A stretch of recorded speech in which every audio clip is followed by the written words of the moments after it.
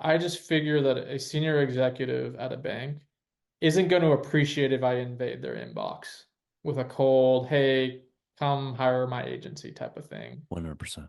And the reason Yeah. I think that is I was on the other side. I was an exec. Yeah. I got 10 of these a day. I never read any of them or took them seriously. So I don't think that's the right channel for this business. I do think cold outbound could work in many other businesses, but I think it's just context dependent. And for what I'm doing, I think I might actually lose points with my customers if I go that direction. So I put a lot of content out, but I wait for someone to knock on my door before we start a conversation. I don't even have a pitch deck, Sean. I don't. Yeah. There's no reason for it because by the time they knock on my door, they've seen 20 of my posts and Yeah. they're convinced I know what I'm talking about. Hello, I'm Sean Lyden, the CEO at Lyden Communications and the host of the Systematic Selling Podcast, where we share strategies, trends, and best practices to help you scale your sales and build a business you love. Today, Carlos Caro joins us on the pod. Carlos is a former executive at Credit Karma and Capital One, but in February, he launched his new startup, New Market Growth. It's an agency that helps lenders and credit card issuers acquire more customers through credit marketplaces like Credit Karma, Experian, and NerdWallet. And that's why I invited Carlos to join us today. I wanted to hear from someone in the trenches who is successfully finding and closing their first customers. What's working for Carlos as he gets his agency off the ground? The short answer: consistently posting content on LinkedIn. How's he doing it? Carlos breaks down his strategy for us. He also talks about how his background in math and being a semi pro poker player have shaped his approach to entrepreneurship and sales. So get ready for this fascinating conversation with Carlos on episode 15 of the Systematic Selling Podcast. Carlos, welcome to the pod. It's great to be here, Sean. Thanks for having me. Well, appreciate you coming on board, Carlos. Now, where I wanted to start with to give our audience a context of where you come from in your career. So you grew up, if I understand correctly, you grew up in Fairfax, Virginia, not too far outside of DC. Is that correct? That's right. Awesome. And so you've got a strong math background, finance. Is that something that as you were growing up that wow, that's a direction I want to go? What were some of the key triggers for you that went, yeah, I love numbers, I love math, and this direction I want to study? Yeah. I mean, it was always like an effortless thing for me. So Yeah, I never really paid attention in math class. It's weird because you would yeah, expect I'd be taking notes and all into it, but yeah. I was bored 90% of the time in the class because like Wow. they'd say things once and I'd kind of get it. And then, the rest of the class was 8 examples of the same principle. And I was just, I kind of got it the first time. So, but I found hobbies where I could use math. Like I was into baseball as a kid and, like, Studying the stats and yeah, everything. Yeah, perfect hobby for a kid into numbers. yeah. So like they talk about the batting averages and all the slugging, all that ERAs. And I was like, okay, like and I was like unpacking what those stats meant and kind of it had like a special meaning to me as a kid that was into the stuff. And I played baseball too. So that was a nice little outlet for me. Yeah, Later in life it became poker because there's like the psychological side, there's the quantitative 100%. side. Played chess for a little while, which is Yeah, less about math, but it has kind of that strategic thinking element to it. So yeah. it was always just fun for me and effortless. And when I got to college, honestly, I wasn't even sure I could get through college in anything outside of math. Like I Really. saw my peers in like history, like I was at Columbia, so there's a lot of liberal Yeah, arts kids. yep. and I'd see the stack of books they came back with. They had 10 books that they had to read that week. And like every time I wrote a book, I was like falling asleep. I couldn't do Yeah. it. At least in that content area. I mean, today I read a ton, but I read about, I'll read about business. I'll read about Yeah. generally nonfiction stuff I like. But so I eventually got into reading later in life. But in college, I was just like, I just don't think I can get through this thing any other way. So it was more of a defense mechanism than anything else.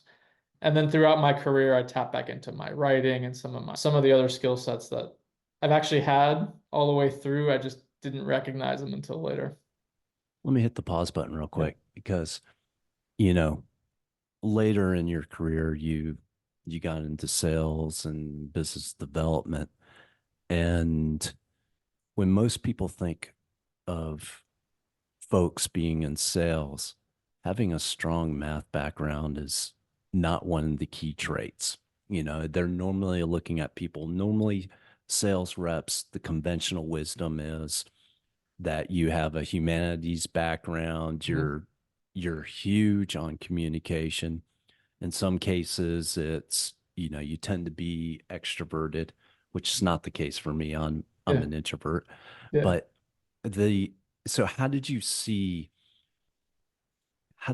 your math background? Now, are you an introvert, extrovert? How would you classify yourself in that Um, realm? if you had asked me when I was in college, I would have said extrovert. Really? Um, Okay. if you asked me today, I probably lean more introvert. But when I test, I've tested on this multiple times. I'm right on the line. Yeah, and they So call that an ambivert. yeah, so I think there are moments where I know I just need to go on a walk or meditate or read a book and just do something by myself. And there are moments where I get energy from others, and it just I don't I don't have an easy time predicting when that's going to be. But I do a nice job cutting across those two modes when I need to. So I think that's made me highly adaptable to other individuals because I can figure out quickly where's the other side of the conversation here on that spectrum. Like, are they an introvert or an extrovert? So I find a way to relate to each of those types of people in different ways. If I'm hearing you correctly, are you saying that the discipline that you learned through math, it can actually help you read people? I think reading people is something I developed. I don't know that Hmm. I can connect it to math Okay. necessarily. But to your question, I've always been in an inherently quantitative field. Like Hmm. I'm in lending, so Yeah. you really can't approach the business of lending without a really strong quantitative background. Like it's all about data and risk and 100%. processing numbers. So if you're going to be a sales guy in that world, Yeah. you better have a solid foundation and at least the business of lending. But it's even better, and I found I get a lot of respect from potential clients when I can relate with them deeply on machine learning, statistics, etc. So like I have higher credibility as a salesperson with the background 100%. in math. So I think there's a credibility part of that. Okay. And I know we're going to get to this later, but like my approach to sales isn't like I don't think of sales as sales. I'm not trying to convince anybody of Yeah. anything. Like I view sales as empathizing with another individual and communicating how I can help that individual as clearly as possible and as succinctly as possible. That's what I view my job is in like a sales mode. I've never seen across my career, or maybe I can count them on one hand, the moments where I met an individual and my read of that individual was they're not interested, they're not gonna buy. And I was somehow able to convince them through like an arduous process to go do something they don't want to do. Yeah. I just don't bump into that very often. What I bump into is someone has a natural interest for what I know or what I do, and we build a relationship. And maybe the moment isn't then where we do a transaction or where we work together, but over time, those opportunities materialize. So, like, I view sales as like this really, really long game where I'm actually not trying to close a deal on the first call or the second call or Yeah. ever until I get signal from the other side that there's something here. Yeah, the way I would think of it is you're not looking to convince, you're looking for alignment. So the way your analytical skills are, you're able to spot the people that perhaps would align to what you're looking to offer. Is that accurate? I think that's right. I think that's Yeah. right. I mean, the way it works out in practice in my business today is I ask folks open-ended questions around what they're doing, what they're Yeah. struggling with, the context. So I try to learn as much as I can. And then the judgment I'm making on that call is, do I realistically think I can help this person, not just a little bit, but materially? Yeah. Right? Because like I don't think my business is going to get anywhere by taking on a client where I make them 2% or 5% better. Like that's Yeah. not those aren't the case studies I want to write up on my Yeah. website. I Yeah. want to find the cases where I can make someone 5x better. And when I see those moments where I can really accelerate what somebody's doing, that's where I lean in and I'm like, okay, Yeah. here are the places, and I'll start articulating and even giving them almost the strategy. And my sense is some of the folks I talk to say, hey, this was great. I'm gonna go do that on my own. I'm happy if that's the outcome. Like if I can educate someone in half an hour and they can go do something with it, great. But what I find most of the time is they need help along the way. They want the thought partnership, Yeah. and they'll bring me along, and we'll partner together on it. But it's that leverage. We were talking about that earlier Yeah. before we hopped on the call. It's like where I think I can apply a lot of leverage to a situation. That's where I really die. That's where I really dig in, and where I don't see that, I'm candid with the other side. I'm like, hey, look, really don't think I can help you. Here's why. And if I can offer a couple tips, I'll do it. But that's yeah, I think we're saying the same thing. I'm putting it into slightly different words. No, that's great. Now, so let's go back to the thread of your story then. So you went to undergrad at Columbia, New York, studying math, and then from there you went to graduate school at Johns Hopkins. Is that correct? Or where Yeah, did it you was go? I did end up back at Hopkins later. Okay, gotcha. But right out of undergrad, I got this really interesting opportunity with a group of researchers in Cambridge, Mass. Okay. And it was a mix of Harvard and MIT professors. So like some of the smartest people on the planet when it comes to like behavioral economics and research. David Laibson was the professor that hired me, and they were offering me like $30,000. Like it was like Yeah, nothing for I can guarantee you I had one of the worst salaries coming out of Columbia Engineering. Like yeah. it was bad, but the opportunity to learn was what got me excited. Yeah. So I ended up there not only contributing analytically to the research that they were doing. So like they were handing me data sets from like Fortune 500 companies on how people invest their money in 401ks, and they were spotting all the flaws in how people made all these Yeah. decisions and writing papers about it. So I was one of those analysts behind the scenes calculating the numbers. But then the other thing that this helped me with my self-awareness and where I took my career later, I'd also go back to David with thoughts on like how to actually articulate the idea differently in his paper. So not just the number, but like, hey, how about we say it that way or this way? Yeah. So I'd actually like just put those suggestions in kind of the margins of the paper. And he loved that.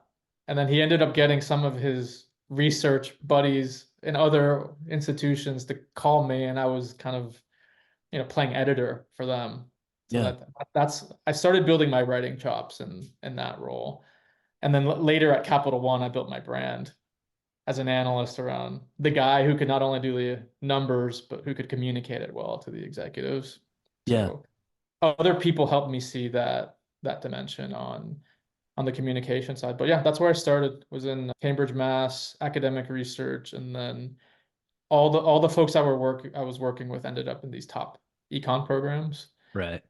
Many of them at Harvard, Penn, all the ones you've heard of. I ended up at Columbia with a full ride and a grant from the NSF, which meant I didn't have to work, I didn't have to do anything. Tuition was covered, even like, you know, short vacation money. I had it Really? was So just you a had a really room great and deal. board, everything.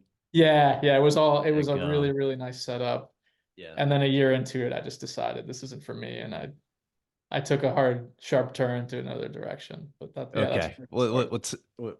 Let's hit the pause button there. Yeah, So you're a year into it. You had a pretty nice gig. It sounds like everything's taken care of. I take it you weren't married with a family at this point, yeah, correct? not yet. And so this you're a year into it and you decide to go, let's try something else. What was going on there? What was the trigger that got you thinking, I've got this comfort here, but I want to do something different? It was a combination of things. So for one, I wasn't I wasn't a good student at that time. I was getting like, I don't know, B's, C's, which sounds okay, but I had been straight A my whole life. So Right. like I wasn't performing, number one. Was Number that by two, I choice? looked at what was that? Was that by choice? Meaning your board wasn't really interested in it, or were you struggling with it? In retrospect, it was by choice. It's obvious Okay. to me that it wasn't. I think had I put my mind to it, I could have been doing it. But my mind and my heart wasn't into Yep. it. And then I just started observing like folks coming out of the program, what were they doing? And they were, Yeah. they were junior professors at other universities writing papers on pretty esoteric topics that I was pretty sure 99.9% of people couldn't comprehend what they were writing about. Yeah. So what was missing for me was like the real world impact. And I didn't see that materializing in kind of the career path I was marching down. Yeah. And it was around that same time I started getting into poker. So I was playing underground games in New York City, Wait. making Well, hold extra on. money there. How did you find these underground opportunities to be playing I like just that? heard about That them from isn't friends advertised. or Yeah. saw someone post it online, or I actually don't even remember how I found, but there was one Had you club played poker before? I I had, mean, yeah, okay. yeah. So you knew I the had been game. playing online for about 6 months at that point. Okay. But then like the live dimension captured my attention. Like I could get to the club in 10 minutes from where I lived. And I lived in the Upper West Side and it was like 20 blocks. So it was like a short subway ride to the Yeah. club. Yeah. I was just enjoying it. So like I think that like that kind of filled a void of like I kind of knew inside that this PhD program wasn't the thing. Yeah. I wasn't sure if this poker thing was the thing either, but like it captured my attention in the moment. It was a lot of fun. I was making money, and you know, it was a material distraction on my studies for sure. What was most fascinating about playing poker? Like what fired you up the most about it? The the thing that struck me about it was how quickly I was coming up the learning curve on something like I just hadn't touched. Like I hadn't seen this for my whole life.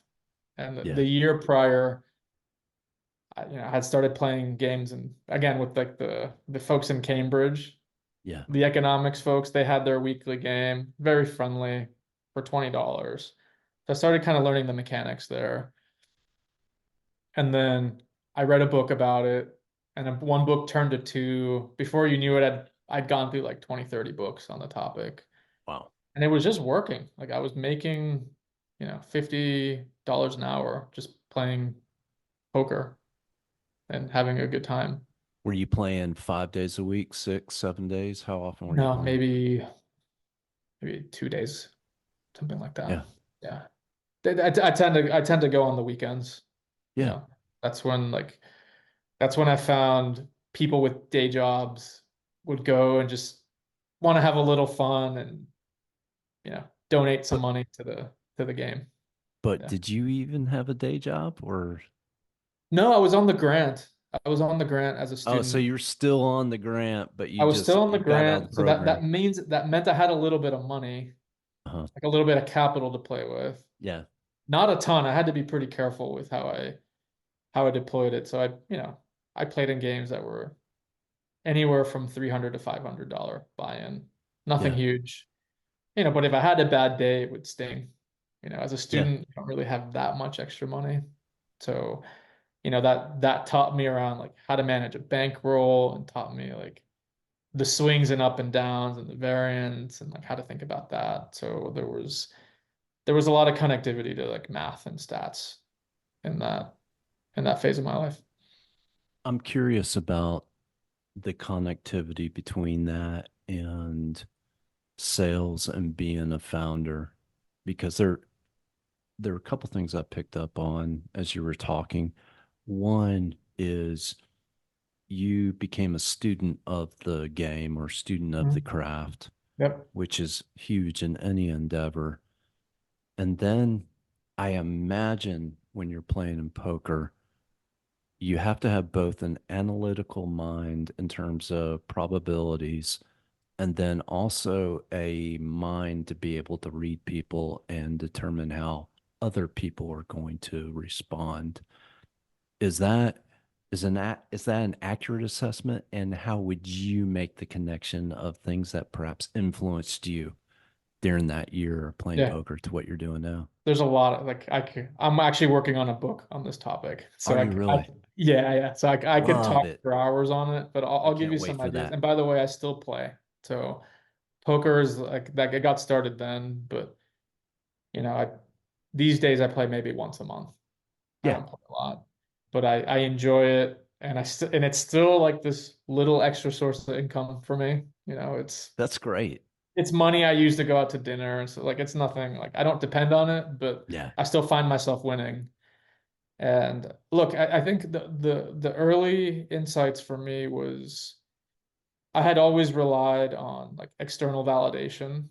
Mhm. Like I'd always been a good student, so like my self-worth, my validation came from getting good grades and having my parents tell me I was a good student and stuff like that, right? Yeah. And then poker was this thing where I was like I felt like I had an edge. I felt like I could win. And I put my mind to studying up and I actually did it. Like I Wow. could see, and like it was like something where I was just like, and I think this is maybe where like my entrepreneurial spirit was kind of materialized in the real world. But I Yeah. realized I could bet on myself, and when I didn't fully understand something, I could do the hard work to figure it out, and that I could produce, quantifiable rewards for me on the other side of it. So Yeah. I view that as kind of my first venture was as a poker player, and it was a profitable one for sure. But to your question on sales, I would say a couple things about it. One is probably 45% of the times I've ever played poker, I've lost. Mhm. So poker teaches you, like, look, regardless of how well you play, there are things outside of your control. Yeah. Same exact thing with sales. I can have the best conversation, but So that true. person may not be ready to buy. They may not have the budget. There's 1,000 things outside of my control. Yeah. And poker just like taught me that lesson immediately of like, okay, well, when things don't go my way, I'm not gonna cry about it or say woe is me or get bummed. Like that's just life, like Yeah. there's external variables. So I think I developed a really thick skin in poker. Like there's nights I've lost thousands of dollars. There's nights I've won thousands. Like, and on the other side of that too, when things go well, you have a lot of gratitude. Like you only ever win in poker if the cards go your way. Yeah. That's just reality. Like you don't win in poker because you're so good and you're so great. No, like the cards actually had to favor you that time. Yeah. So you build a sense of gratitude for everything that you have. And I view that the same way in my business. Like anytime I close a deal, I'm not like, oh, I'm so great and awesome. I'm like, wow, I'm so fortunate that I have this opportunity to work with this individual that like values my skill set. So that's a little bit more of an emotional answer, but it plays a big role into how I It's approach things, huge. how I think of like how I view, business. Yeah, you're you're able to take the ups and downs that are typical of sales and you're able to minimize it close to that baseline, which keeps you focused on That's doing right. the things that you need to do, because too high, too low, you're wasting a ton of energy and focus that you become incredibly inefficient. So, No, I love how you put that, and I think it's one of my core differentiators as a in my career as an exec, but now as an entrepreneur is like my emotional range is narrow, man. Like yes. my highs aren't that high, my lows aren't that low. I focus on the process and I think long term, and poker taught me that. Because like I when I was on a high in poker and I thought I was so great, the next day I'd just get humbled, right? And when I was on a low and thinking I'd never play again, a month would pass and I'd say, "Oh, I would play back the hands where I lost." And I was like, you know what? That was just bad luck. I didn't approach it wrong. I didn't think about it wrong. I just, the cards didn't break my way. Let me go back. Right. And you start to build a certain level of resilience that I don't believe you can learn academic. I don't believe you can read a book and be like, here's how to be resilient. I just don't believe that exists. I think you have to go out there and get your ass kicked hundreds, if not thousands of times Agree. before you can have kind of that even keeled approach to things. And I was lucky to build that kind of early on. Yeah, you got to be in that crucible and feel the heat and at times, you know, succumb to it, but then keep getting back up. And eventually you see things coming that you've seen before and you learn to, you know, continue straight ahead. Yeah. And what you're talking about here is so at the heart of when I think of systematic selling, in the sense that being systematic isn't necessarily creating 100% result of what the customer will do or how the prospect will respond, because everyone's human. Hmm. It will not produce, it will not always produce predictable results. Correct. The value of it is the process for you when you don't feel like doing certain things on a certain day because emotions are either up or down. It's the systematic aspect of things, the systems that keep you doing the things that you need to do, where things will eventually even out for you if you continue the course. And I love what you said about when you play poker, 45% of the time you're losing. And you know that from baseball. Your Hmm. best hitters in the world, 70% of the time, they're they're losing. Right. And yet you keep going up, getting your at bats. And that's such what you said. There's such a powerful metaphor that as a founder, or if you're a sales rep, you've got to be able to be comfortable with kind of the micro losing so that Hmm. you can stay on task to achieve the major wins. That's a fantastic metaphor. Appreciate you Yeah. sharing that, man. Yeah, no. And I mean, just one thought as you were sharing that popped back into my head. Like the baseball poker thing is interesting because Yeah, it in is, both isn't it? baseball and poker, you have an opportunity and you can you can decipher whether you won or lost very quickly. Yeah, Right? Like you can ask that hitter or that player, did you win or lose? And they'll give you a very concrete, immediate answer. yeah, That is not the case in sales. I just want to point that out and just like linger on that for a second because yeah. I Unpack was it. looking at my pipeline this morning. Yeah, There's 12 lenders I've spoken with recently. yeah, If you had to tell me did I win or lose each of those deals, I couldn't tell you right now yeah, because the game plays out over long periods of time. I could tell you my feeling of how which way those things are going to go. But it's based on imperfect information. It's based on a whole heck of a lot of stuff. I'm not going to find out maybe for years on whether or not I won those deals. Like hopefully most of them I'll find out this year. But if I'm being practical, like there was a conversation I had last year in the summer Yeah. that turned into a yes, a couple weeks ago. Yeah. And now we're in like the procurement process, and like it's still not a real yes until there's a signed deal, right? So like the patient, like the amount of patience you have to have just to even know if it worked is crazy. Yes. So it's like sales is one of the places where if you're not patient and don't have discipline and can't emotionally handle that, you need a new profession because like you're not going to get the feedback loop that most people get. That it's like, you know, shorter. 100%. And especially as a founder that's dependent on these sales for revenue. I mean, Exactly. it's that's huge. Let's go on your journey now. So you spent about a year where you're a full-time poker player. Is that when you went into the corporate world with Capital One, or what were the Yeah. steps that Yeah, it was got you about, there? I had been playing for about a year, Yeah. and I had just noticed that despite all the things it taught me about like handling volatility and all of that, it was like, man, the life I saw the lifestyle of the players that played for a living, and it's not what I wanted for myself or my Yeah. family. Yeah. Like, there were years where they were, you know, making millions. There were years where they were losing millions. It was Yeah. like that's just that's a level of financial chaos that I didn't want for myself personally. Yeah.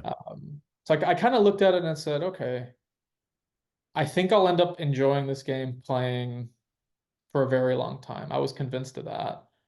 I was also convinced I didn't want it as my primary source of income because Yeah. it was really hard to predict, and it did put you mentally in some very difficult positions and financially into very difficult positions. So I said, okay, let me let me try this. I had a friend that was at Capital One, Mhm. and I had kind of been sharing with him what I was been up to.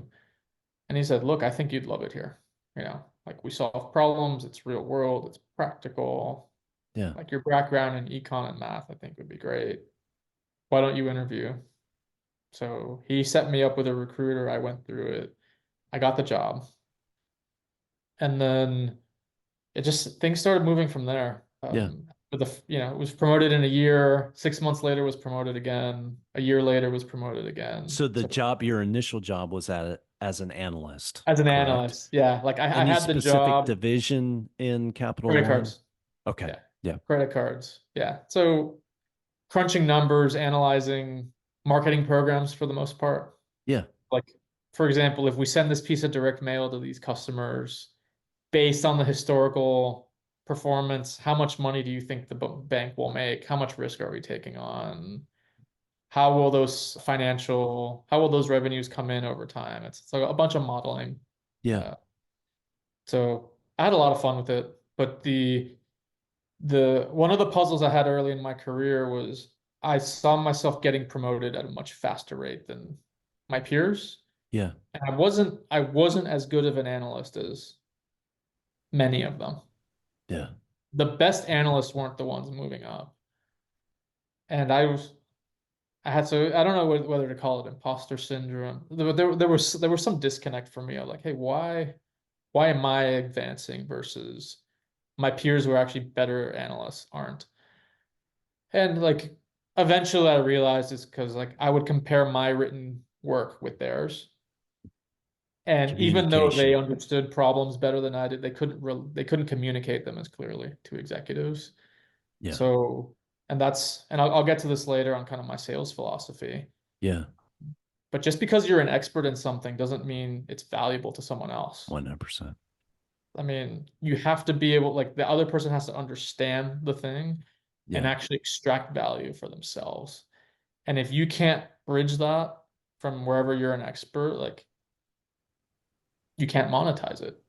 So, Yeah. and that's, I'm seeing that very clearly now and as an entrepreneur. So I was able to bridge that gap. And then, from there I was like, okay, well, if my superpower is communication with an analytics background, Yeah. should I really be here as an analyst at this company for the rest of my career? And at the time I concluded no. I should probably go be a sales guy or a business development guy, or Yeah. I don't know. I didn't know exactly what that looked like, but Right. my next role out of Cap One was a sales role. And then from there, I ended up in business development. And that was really my niche where it's like, okay, yeah, I don't need to be on sales calls all day. That's not my zone.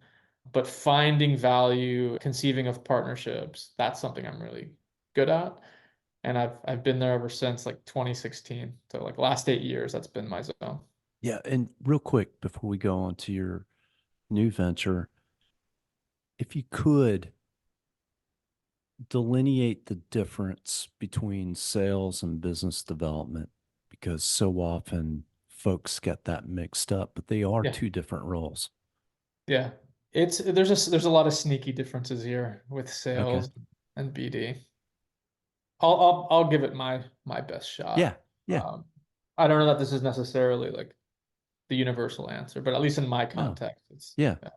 I think there's a clear difference. So in a sales role, I found that there's a clear product or service that you're selling somebody. It's well defined. Yeah. Your customer is well defined. Your value prop is well defined, and your pipeline is usually given to you by someone. Yeah. So your role is making these conversations that happen over and over really efficient, Hmm. building process, building systems, Hmm. and maximizing that close rate over time. Yeah. Right. So I view it as like a maximization, like optimization type of role. But people that succeed in sales have a high amount of energy, are extremely disciplined, love being with people all day, Mm. aren't always quantitative or analytical, but they can spend 8 hours on the phone and they love it. They get Yeah. energy. That is not me for just a number of reasons. Sure.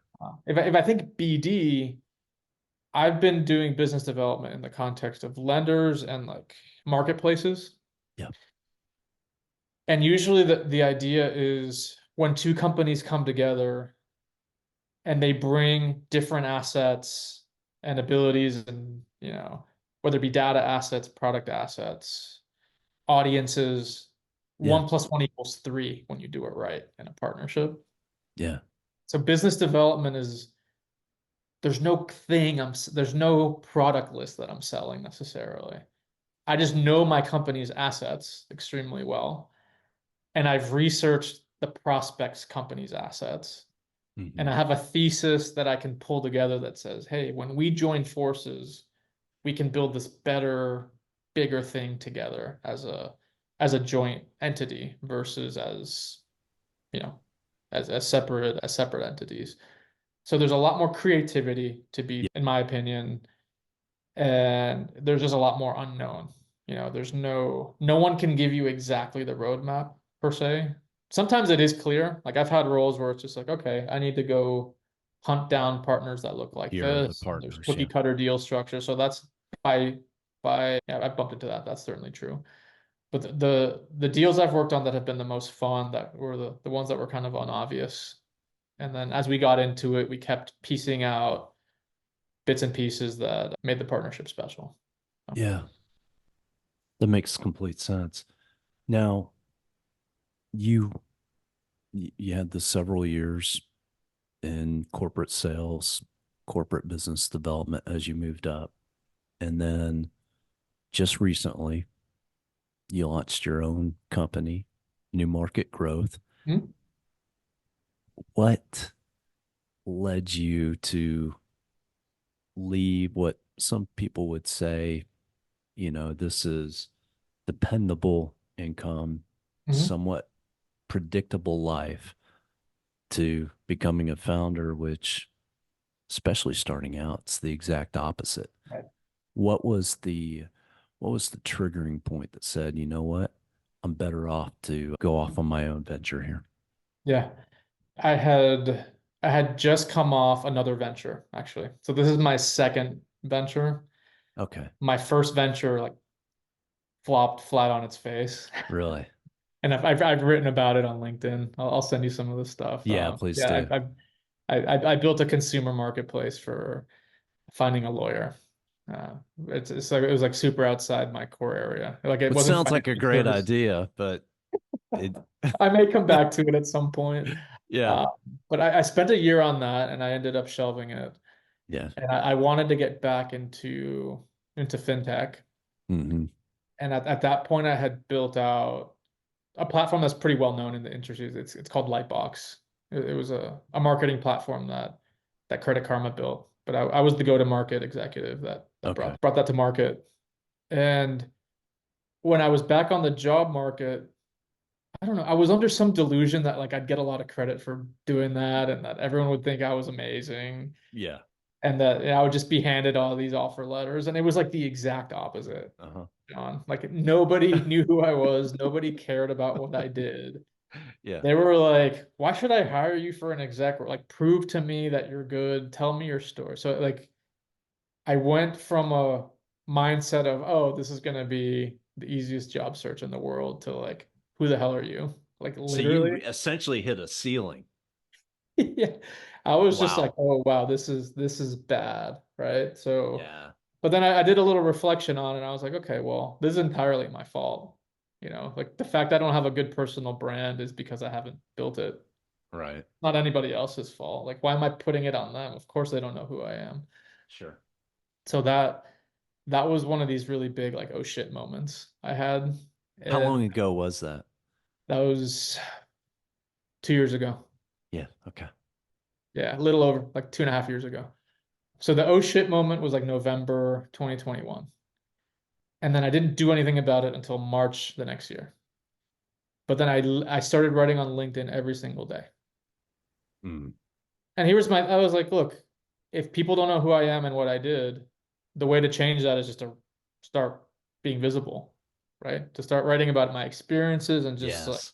pound away on writing. And I wrote about, lessons I learned as an analyst, lessons I learned as a poker player, lessons I Yeah. learned in my first failed venture. I was kind of all over the board. I didn't have a zone I was hitting. Sure. I was just like, I'm just going to be out there. Yeah. And my network, I think in the first year doubled from 2,500 connections to 5,000 connections, something like Nice. that. Yeah. So I was like, okay, this is great for networking, right? And that's where I met Dan Manning, which you had on Yeah. your. So it's just an example of kind of the folks I met along the way. Absolutely. But it's not like job offers were coming in and, people wanting to hire me, but Yeah. I had a little bit more visibility. So like Yeah. and the thing that surprised me about the writing is like CEOs would tell me they liked a post. Like board members would tell me they liked a post. Like senior people that I didn't think were on the platform Yeah. were actually complimenting me on my writing. And like that was not an expectation I had when I started doing it. But then the light bulb clicked of, oh, okay, like powerful, influential people are reading this stuff. Clearly, I can write in a way that's compelling that Yeah. people appreciate. Now let me try to do something with this thing, right? So that was about a year later. So Okay. March last year, let's call it. Yep. I was like, okay, well, the thing I understand best is how lenders should approach their affiliate marketing programs. I've seen that from the lender side, I've seen that from the affiliate side, I've seen that from my Capital One days. I had a number of different angles. Yeah. And it's a topic like I could talk for hours about with no prep, which is like advice I've actually seen thrown around in LinkedIn is like if you can talk about a topic for hours with no prep, like it's probably something you can lean Yeah. into in That's your social domain. media. So I just started writing, a post or two a week on that topic. I still kept writing about other topics. Yeah. But what started happening is with people I'd never met in my life would ping me and say, hey, that article was cool. Can you send it to me? I want to forward it to my boss. Can we Love hop it. on a quick call? I have a question about it. Yeah. So like 5, 6 months into it, I had a sales pipeline. I had a whole bunch of people that were curious to know more about what I knew about that topic. Yeah. But I was a full-time exec at another fintech. I didn't have time to go take these Yeah. deals. Yeah. And I was fortunate that another former colleague of mine from Credit Karma had recently left his position. He was taking some time off, but he and I worked together on some of those things at Credit Karma. Yeah. And I just called him and I was like, would you ever take like these consulting gigs with lenders? And his answer on the spot of the moment was, oh, I'm already considering doing that. I want to do that. So he was sold before I even picked up the Oh, phone. that's awesome. And then I walked him through what I was doing and like how I Yeah. was generating interest through my writing. And he's like, yeah, let's just collaborate on it. So he started taking clients last year. And then it got to the point where it's like, okay, I don't know exactly where this is going, Yeah. but there's already some income coming through this. I'm not quitting into an abyss and like not having any cash flow to pay the bills. Like Right. I'm quitting with something. Like clearly there was a pipeline. We had two clients, and I said, okay, this is the time to take the leap. So took the leap early this year, and we've kind of been building from there.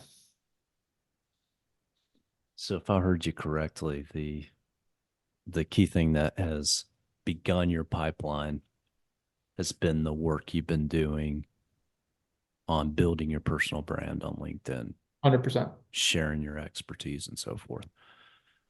I want to dive into that a little more Mhm. in a second, but before we do, if you can explain to those outside of the industry Mhm. what exactly new market growth does, like when you're using terms lender, examples of that, and then when Mhm. you're saying affiliate marketing and Yep. how you help them maximize that. If you can Sure. break that down, and then we'll Yeah. dive into your go to market strategy. Yeah. So so my clients are lenders, credit card companies, personal loan providers for like consumer lenders, Okay. so like if you So hopped like on a Capital creditcards.com. One Yeah, like and Capital One, yeah, Citibank, organizations like that that issue yeah, credit cards or personal loans. They tend to be banks. They're not always banks, but they tend to be banks most of the time. yeah. But they're institutions that lend money straight to customers, right? So they get their word out in Google search and in Hmm. direct mail and on TV, and there's a number of ways they communicate to customers. Yeah, But there's these marketplaces that have emerged over the last 10 years. Credit Karma is an example, Experian Marketplace is an example, yeah, NerdWallet is an example, where those marketplaces actually have the credit data on the customer. They know who the customer is, they know their FICO score, they know how many cards they have the whole credit file on the customer. yeah, So a savvy lender can partner with one of those affiliate marketplaces to say, here's my strategy. Here are the types of customers I want. Let me tell that to you in a really granular way. And when you see them log in, present my offer. So what that does in practice is it makes someone like if you went to creditcards.com and chose a credit card at random, yeah, you might get approved 20-30% of the time. Because creditcards.com doesn't have a good way to know which card really is the right fit for you yeah, based on your credit. Credit Karma, Experian, NerdWallet, some of these channels, they're doing 90% approval rates because the marketing is so targeted to the specific kind of user. yeah, But these platforms are new, they're complicated. There's a bunch of little nuances with the data and how they work. There's like machine learning algorithms in the background determining hmm, whether or not they should show your card or your competitor's card. So there's a lot of details there. And unlike Google or Facebook, if you do an internet search on how do I build a marketing program on Credit Karma or Experian Market, you're just not going to get anything back. Like you because might that stumble into secret some of my sauce. link, yeah, you might stumble into some of my LinkedIn posts Right, right. on those topics, but you're not going to see any definitive guides. Yeah, Uh, so lenders are left to fend on their own to kind of figure it out, and they usually figure it out through trial and error. And the marketplaces themselves obviously have people that they deploy to spend time with those lenders. But my observation when I worked at Credit Karma is that we didn't deploy enough partnerships folks on our lending partnerships. yeah, Like our lenders wanted to spend 10 hours with us a week, and we had right. 1 hour a week to give them. So like I saw the supply demand imbalance. So like the concept for my agency is like, well, if I can come in and help these lenders build and help them, help teach them how the tools work and how the marketplaces work, it's really a growth. Really, what I'm selling is growth on their customer Yeah. acquisition strategies. So instead of booking 5,000 new customers a month, they can book 20,000 new customers a month because they've solved how to deploy their marketing in the right way. And by the way, it's custom to each channel. So Yeah. it's not a one size fits all answer. Karma's answer is a little different from Experian, is a little different from NerdWallet. So like there's all those little nuances, but that's what we do. So like we're out there to help lenders build their marketing programs. Okay. So your customer is the lender and not the affiliate platform, That's right. correct? Yeah. We're Okay. representing the lender. And so you're functionally, if I'm hearing you correctly, you're essentially a business development consulting rep for the lender in terms of you're seeking out potential partnerships that can be advantageous to the lender.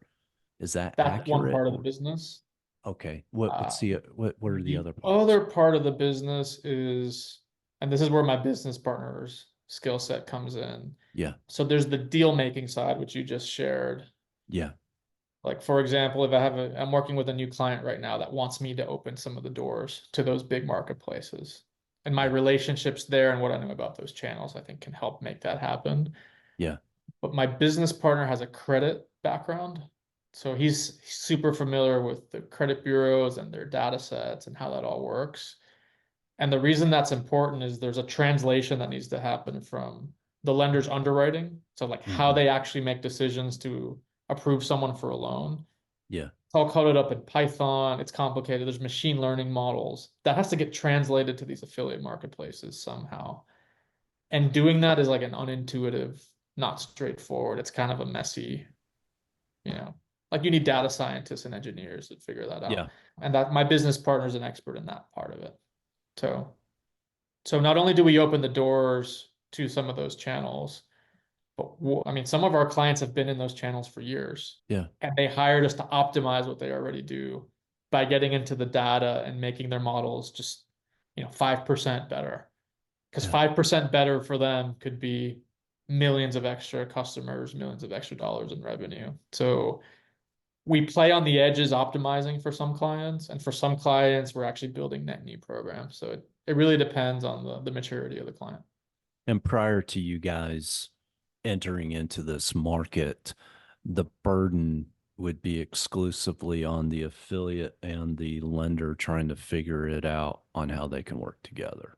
Yeah, and just to explain that dynamic, they're talking for half an hour once a week. Yeah. That's generally the how that goes, right? Because Yeah. those on both sides, they have other partners, they have other stuff going on, and they can invest half an hour a week to kind of get this thing going. And the resulting outcomes is it can take 6 months or a year to get a program off the ground. And what we want to see for our clients is we come in and we just turbocharge that. What Yeah. might have taken a year takes a month because we're just doing nothing but getting this thing done and getting it set up. And we hope to have relationships with the marketplace affiliates at some scale where they build onboarding uh, paths or lanes just for us because Yeah. they Yeah. trust us enough to kind of take the lander and just roll them straight through. So we want to be an express lane for them at some point. They don't necessarily trust us or want us in that capacity yet, Yeah. but I'd love that to be a capability at some point in the future. So let's break down your sales process so far. You talked about earlier about getting inbound leads because of, you know, putting out content on LinkedIn, building your authority out there, an expert in this arena.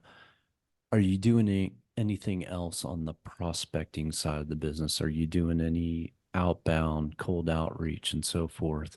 Or is it strictly on the inbound It's 100% side? inbound LinkedIn, Yeah. and And is I'll it, tell you why. yeah, break that down for us. Yeah, yeah. Just to break it down. So I've in other roles, and actually I'll go back to my startup because this Yeah. illustrates the point. The legal startup for a second. Yeah. We had a mix of cold email and cold outbound calls Yeah. because we had to get lawyers signed up on this platform. We had no brand, no one knew who the Yeah. hell You we. had that. So I saw both or outbound email and outbound call, Yeah. and we were sending probably 50 emails a day because we were Yeah. building lists of like who are these lawyers that we can help. Yeah. And you're manually doing it at this We're point. manually. Oh no, actually, we actually had a kind of a CRM set up, so Okay. there was some Yeah. automation there, but we were just rifling through messages. What does the Yeah. subject line say? What does the body of the Yeah. content say? And some of the classic advice on cold email is like, be quick, be to the point, be brief. Our winner was the exact opposite. I wrote this like long, gory story of like Yeah. one day I needed a lawyer because I was in this tough situation, and like it was rambly as hell. It went on for a while, Yeah. Yeah. but like it was a personal narrative of like a frustration I had with this problem. And then I connected that and because I had this problem, I started this marketplace. And I Yeah. would love for you to give us a chance to build this thing. And all you got to do is put your name on our site and you'll get leads. You don't have to pay Yeah. anything. Yeah. Right. That was the winner. And all the messages came from there. And they'd say, I Yeah. loved your email. That was such a cool story. Can we talk? Yeah. That's awesome. And then on that inbound call, when I told them more, I could tell if they were interested or not. Yeah. And when they were not, there was nothing I could do to save it. It just wasn't their thing for whatever No. reason. Yeah. And when they were interested, like the contracts got signed the next day or the day after. Like things moved fast. Yeah. Right. Now let's contrast that to the outbound cold pipeline. Everyone was like creeped out. They were like, who are you? What is this? Yeah. Everyone was Yeah. on defense Yeah. because no one wants to say yes to a cold outbound call because they assume you're scamming them somehow. And it's just like the trust level couldn't be lower. Yeah. It's Versus the outbound it's email, I was just like, outbound email is like, here's me being super vulnerable. yep. I don't have a brand. I don't have a product. I don't have shit. But I do have this story and I have a belief I can solve this Yeah. problem. And what that was doing was getting people to connect somehow to my story or my vision or whatever. And that was the thing I could build on from there to do deals. And it's the same thing I do with my LinkedIn content. I am writing all every week about, insights I have. So when people show up, they already believe me. They already trust me. And the question is like, can we come up with business terms to collaborate? There's no real sale for me. Let me hit on something there. Yeah. So we're we're talking about outbound versus inbound, what works for you. And yet there you're talking about the outbound that you did with that attorney marketplace. Mhm.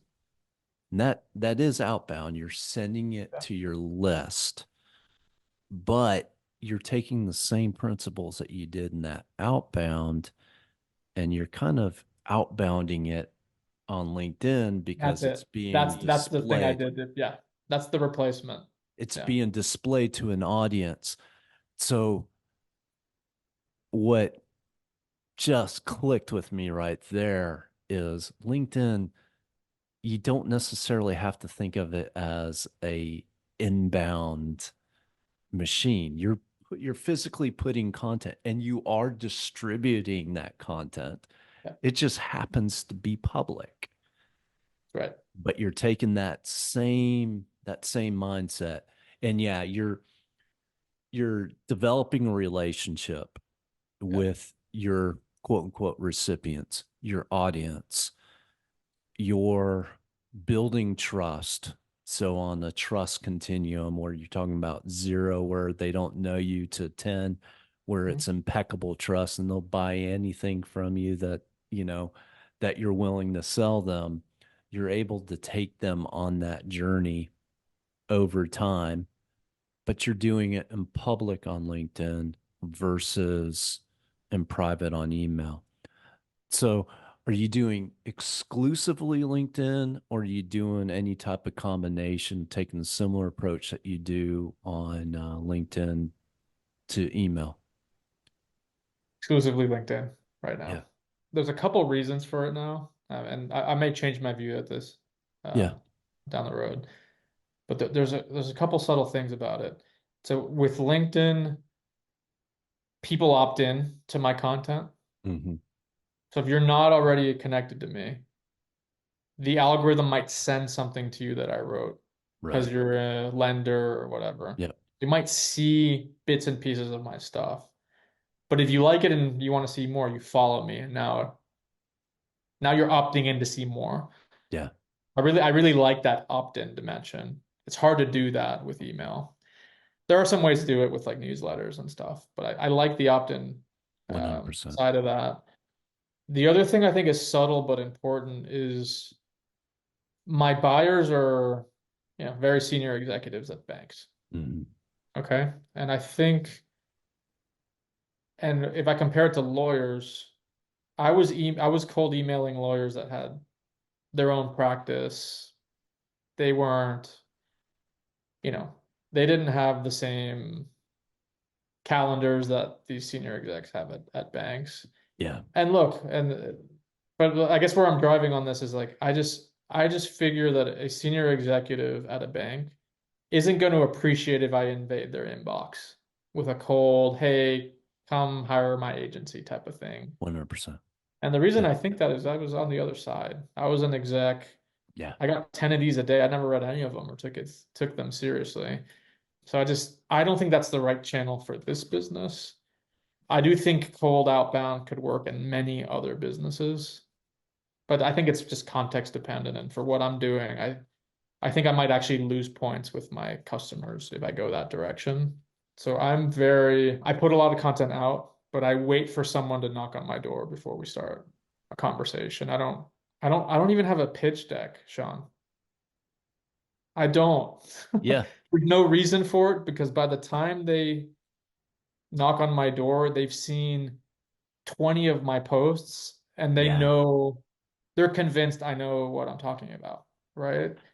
And Yeah. by the way, no one's asked to see my pitch deck. If someone asked to see it, like, look, I could come up with one in an afternoon. Yeah. It's not like I'm, religiously against it or anything. It just hasn't served a purpose, so and thus I don't have it. Yeah. I'm laughing because, you know, I went 8 years before I even had a logo and a business card. And Yeah. I mean, I had a full blown business because, Yeah, yeah. So yeah. So you know exactly what I'm talking about. yeah, you just, you it, it, when you're when you're building the relationships like that, and it's coming from a place of trust, place of expertise, the other stuff is superfluous. Now, Yeah. it's still important to build branding from a visual basis and have tools and things like that to scale. But as you're talking about here, your job is to gain traction and to stay laser focused on that, and anything else is a distraction. So it sounds like you've found a way to get folks into that pipeline. And I know we just have a few minutes left here, but I wanted to touch on one question, then we'll start closing it out. Mhm. My question for you is, as you're getting these leads, I'm assuming that they're highly qualified. How do you typically filter them to determine whether it makes sense to go to a discovery exploratory call, or do Mhm. you or do you move them to a call regardless at this stage in your business? How do you make that decision? Do you Yeah. pre-qualify or do you move right in? I'm taking like 90% of the inbounds Yeah. that come in as a like a 30-minute call. Let's take the vast majority. Yeah. But like if like I'll give you an example of a call I didn't take. It was an insurance company asking me for help on their affiliate. Like I don't know, like we serve lenders. So like I was Yeah. just like Yeah. categorically outside. I'm just like, okay, I'm not Yeah. gonna waste your time. Like this doesn't make any sense. Yeah. But if you're a lender and I looked on your LinkedIn profile and it seems like you have you work at a real company. Like, yeah, I'll Yeah. take that call all day. And my approach is listen, provide, if I can give advice right off the cuff on things that will help them, I just give it away, honestly. Like I'm Yeah. giving away all sorts of what I think is useful stuff, but that's fine. Yeah. And usually there's a point in the conversation where the conversation pivots and someone asks me, it's like, what's your model? What are your rates? How do we do, like, Yeah. if we wanted to work, like, the other side will ask me a question. I'm not there to pitch anything. Yeah. I don't push our services. I don't push our products. Yeah. They usually will ask if they're interested. And, it's obvious on my LinkedIn profile that this is like Yeah. my focus and what I'm doing. So by the time they contact me, they know this is my primary business. By the way, that wasn't the case last year Mm. because I was full-time at another company. Yeah. So like there were these awkward conversations that like people would be like, so hold on, do you like why did you take this call? How do you make money? Like what's going on here? And I'm like, Yeah. look, I'm just networking. Like maybe I'll build an agency one day, Right. whatever. And people were like grateful, but I think they were like somewhat confused. Like, because like there's gotta be something in it for me to take the call. Yeah. Right. Like, people are used to that reciprocity. That's usually how they go. So like Yeah. they're I would say about half of them lead to nothing. It's like, cool, thanks so much. I appreciate you taking the call. They disappear. And then the other half turn into a follow-on conversation. Yeah. And then eventually they ask the question of like, hey, if we were to work together, how would this go? So that's the normal flow. Anything that we haven't talked about today that you think would be important for founders to be thinking about? Yeah, I'm looking at my notes. So as I was preparing for this conversation, I think you labeled it like structured sales, something like that. Yeah. How did you label what like your podcast? Systematic selling. Systematic sales. That's okay. That's Yeah. it. And I was like, this is funny that I'm on this podcast because I don't consider myself a salesperson. So I asked myself a question of like, what do I think I do? Yeah. And the language I came up with is I think I'm a problem solver at the end of the day. Yeah. Like I figured out how to solve a particular kind of problem. But I mentioned this to you earlier in like our pre-chat. Knowing how to do something and, you know, providing value, Yeah. being valuable doesn't equal monetization. They're No. two different things, Yep. right? So I think about monetization, two other things at least have to be true. There might be more, but one, you have to communicate the problem you solve very well, Yep. and you have to reach the audience who has that problem very well. Yeah. If you can't do those two things, like you're not going to monetize, even if you're super valuable and can solve problems. And then number two is you have to be able to deploy what you know into your client. Yeah. Like you can't actually translate what you know to them and have them see the value tangibly. You might be able to sign a client or two, but you're not going to do this for 10 years because Yeah. at some point someone's going to ask for the case studies and you're not going to have any, right? So 100%. I've been obsessed lately with signing clients where I think I can build a case study. Whether or not I think the economics are good or not, like I will I can be a little bit more reasonable in cases where I think the case study is going to be incredible Yeah. because I know later, a year or two from now, I can share that case study without having any lender's name or respecting kind of the confidentiality of the work. And of course, with the lender's consent, I want to be able to talk about those stories on LinkedIn and in my Yeah. writing. So I think that's just an important, like for folks listening that are thinking about pivoting from being a corporate exec to an entrepreneur, you probably already have the expertise. So I wouldn't worry about that. The question is like, do you have the mechanisms to communicate the problem, find your audience, and then deploy the value? And like, if you can convince yourself those things are true, like you probably have a much higher leverage business than what you're doing today, would be my closing thoughts. Yeah, absolutely. Yeah. And I know you don't think of yourself as a salesperson, but everything that you described is sales. That ability to identify a problem, to solve that problem, and to draw in the customer, not push the customer, but to draw that customer in where they feel the pain of their problem to want you to solve them. To me, that is the essence of what sales is. That's how that happens. And you hit the nail on the head.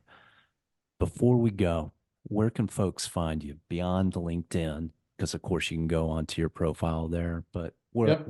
where are other places folks can find you? Yeah, LinkedIn is where I spend most of my time, like writing. Yeah, I You can email me, yeah. carlos@newmarketgrowth.com. So that's if you're a lender and want to have a conversation around your affiliate program, happy to chat with you. And where else? I'm on Twitter, technically. I think you found my profile Yeah. later. So the Carlos Caro on Twitter. Awesome. I am really struggling to get that channel going. So I am early days there Yeah. in Twitter, but there I talk about all sorts of stuff, man. Like I retweet poker pros. Like it's the Wild West. So if you're interested in the other side beyond kind of the polished LinkedIn post, that's where to go. But yeah, I'm rough on the edges. I say all sorts of stuff I probably shouldn't be saying, but that's another So place. that's Carlos After Dark is on the Twitter platform or X platform. Yeah, I might start posting poker hands I lost or something just to Yeah. like amuse some people. But yeah, no, that's where you can find me. Awesome. Yeah. Carlos, thank you so much for joining us today. Yeah. No, it was a pleasure, Sean. Thanks for having me. Thank you so much for joining us. If you liked what you heard, please hit like and subscribe and share this episode with anyone you think will find value in it. In the meantime, I'll leave you with this. Always remember, when you fix your systems, you'll fix your sales. Until next time.